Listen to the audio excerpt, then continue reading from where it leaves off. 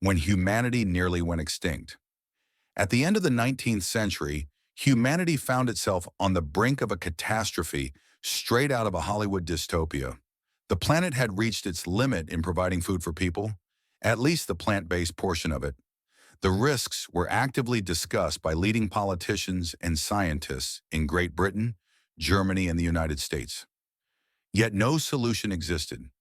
The best minds of the era could not figure out how to extract the most abundant substance from the air at an acceptable cost and feed it to plants to ensure their growth.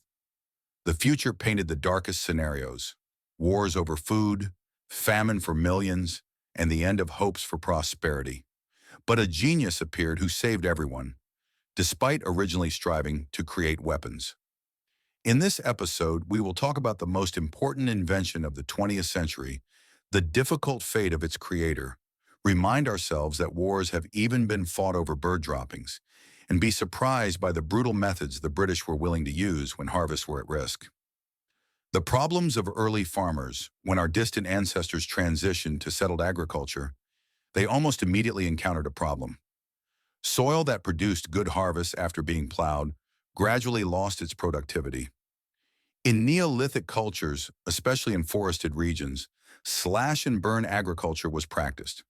Forest areas were cut down and burned, and the resulting ash was used as fertilizer for crops. Afterward, people moved on to new plots. Gradually, humans realized that soil fertility could be restored using organic waste. Manure, compost, crop residues, silt, and even what the English called night soil, human excrement, were used as fertilizers. In coastal regions, fish were buried in fields as fertilizer. In North America, indigenous peoples and later colonists placed several fish into the soil near each corn plant during planting. In Europe, powders made from horns and hooves, as well as ground bones, were used. In the Middle Ages, people discovered that rotating cereal crops with legumes increased grain yields. Why this worked would only become clear later. Was nitrogen the problem? By the 19th century, things were manageable, but population growth, urbanization, and market-driven agriculture caused soils to lose fertility faster than it could be restored. Traditional methods stopped working. Toward the end of the century, science attempted to respond to the challenge. Experiments showed that mineral components played a crucial role in plant development. German agrochemist Justus von Liebig formulated the idea that plants require specific chemical elements, and that yield is determined by whichever element is most efficient. He suggested this element was nitrogen, since it is a component of proteins and lacks a stable mineral source in soil. At the same time, Jean-Baptiste Boussingault in France demonstrated that plants cannot directly absorb atmospheric nitrogen and depend on nitrogen compounds in the soil. It became clear that nitrogen is a vital element for all plants. Without sufficient nitrogen, plants turn yellow, stop growing, and may die. Although Earth's atmosphere is 78% nitrogen, plants cannot absorb it directly. They can only use chemically active compounds such as ammonia, ammonium, or nitrates.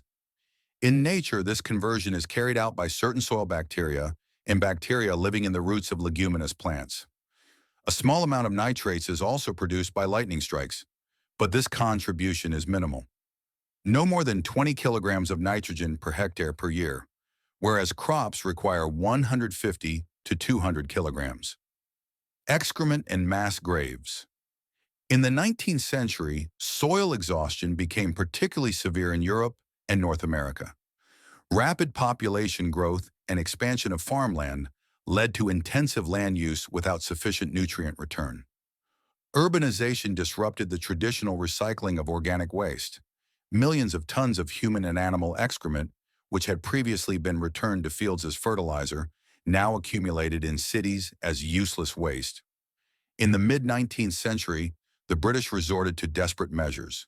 On their orders, scavengers excavated ancient burial grounds and battlefields on the European continent, near Leipzig, Waterloo, and Austerlitz, collecting the bones of fallen soldiers. These bones were shipped to Britain, where they were ground into bone meal for fertilizer. Guano, however, Britain's primary strategy was not bones, but the import of Peruvian guano, dried seabird droppings extremely rich in nitrates and phosphates.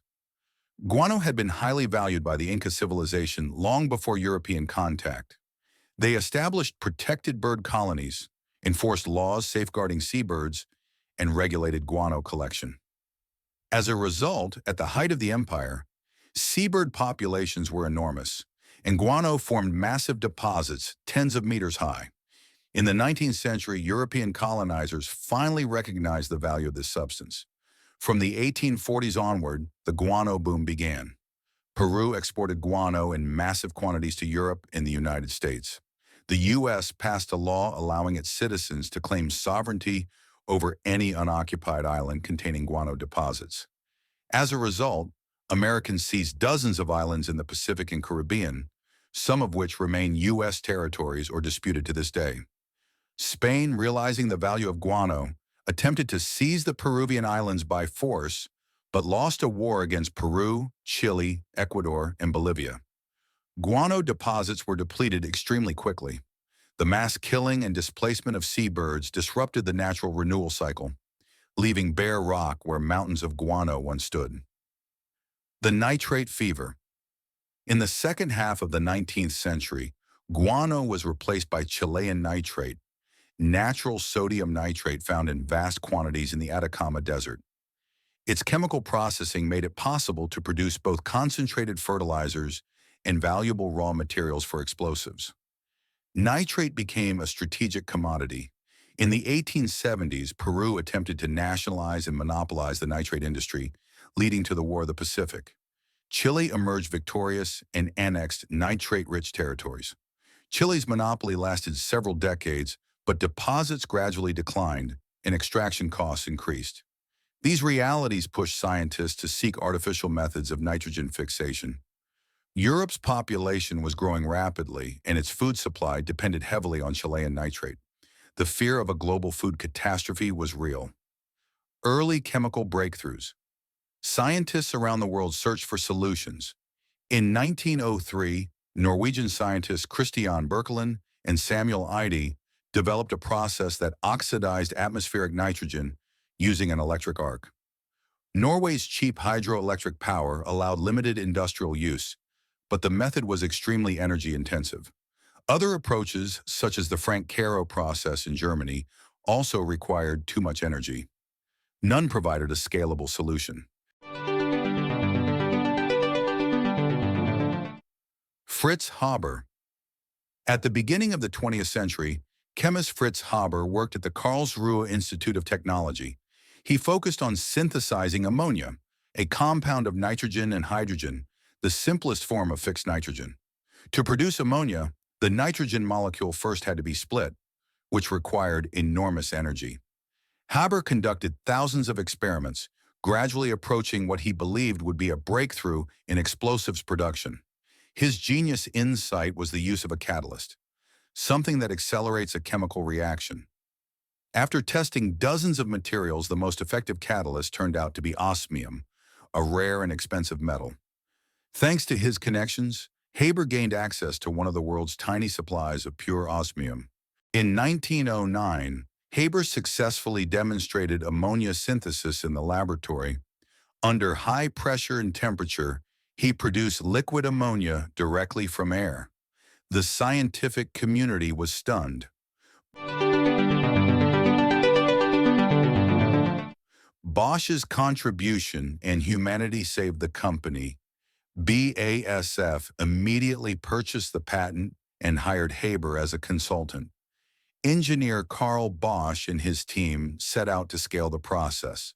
They developed high-pressure reactors, powerful compressors, and eventually replaced osmium with cheaper iron-based catalysts. In 1913, the world's first industrial ammonia synthesis plant began operation in Germany. Humanity was saved. The threat of mass starvation for nearly 2 billion people receded. A new era of agriculture began. Crop yields skyrocketed. Since then, average grain yields in developed countries have increased 2 to 4 times, largely thanks to fertilizers. Today, Roughly half of the world's food is grown using nitrogen produced through the Haber-Bosch process. It is often called the most important invention of the 20th century. Nitrogen, once rare and expensive, became so abundant that humanity now faces the opposite challenge: how to prevent environmental pollution caused by excess nitrogen compounds.